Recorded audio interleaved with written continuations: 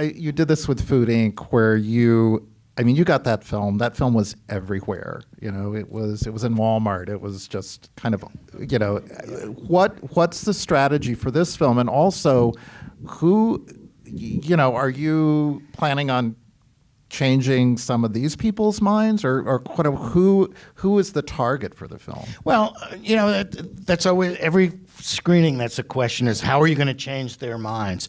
We're not going to change Marc Morano. A certain portion of people who don't believe this, we're not going to change their minds. I think there's a group that we might hit a small. Let's say there's 50% of the people who don't believe it. Or 40% of the people who don't believe climate change is real. I think we might reach 10% of those people. But I'm also hoping to reach people like all of us in this room that believe it but don't know what to do about it.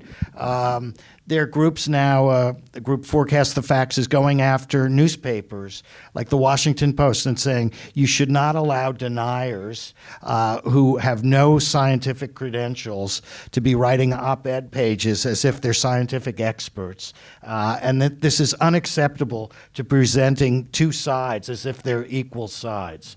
BBC has stopped allowing these deniers on their television station. New York Times is starting to change.